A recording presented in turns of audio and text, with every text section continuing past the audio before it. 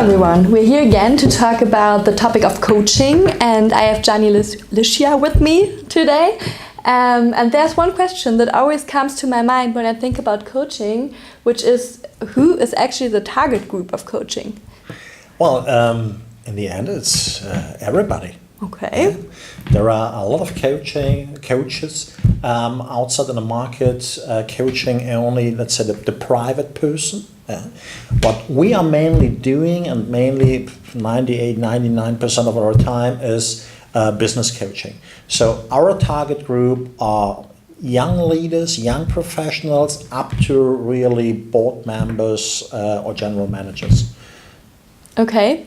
And what would be a typical, I just call it, problem of one of those professionals be? Is there like a story that comes again and again and again?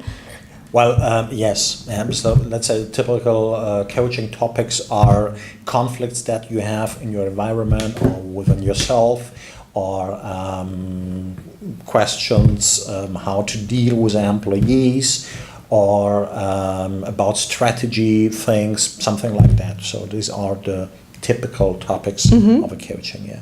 And do you have a precise story for us that we have a better impression? Yeah, of course. Just imagine a manager who has a working week of 90 to 120 hours per week, and who is coming to us and says, I have to reduce it, I want to reduce it, I don't know how to reduce it. Well, that's then a topic for a coaching, to reflect what's the reason behind why you are working so much. And the way is quite simple, but it's not easy, but quite simple. So to have a look, which strengths do he use that he's able to work these 90 or 120 hours per week? And if somebody is really and we're not talking about some weeks that he's doing this job 120 hours per week, highly disciplined, highly focused, and highly organized. So use this strength and just change the focus. And well, we didn't manage to come down to 45 or something like that, but currently he's working around about from 60 to 70 hours per week. At least a little less. A little less, yeah. Okay, and is there something else, another story? Maybe in another part of the company, so in the lower management or maybe at the top? For example, a couple of weeks ago, a young professional in a company who's asking herself, is the leadership path the right path for me, or is it more a professional path, a specialist, a so-called subject matter expert path? And this is also a typical situation for a coaching.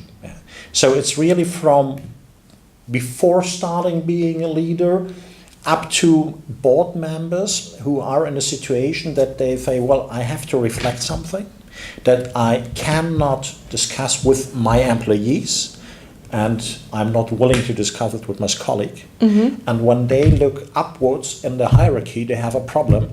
Well, there is nobody above of them, because they are the boss of the whole company. And this is then a quite typical situation to search for a coach to have a sparring partner. Okay.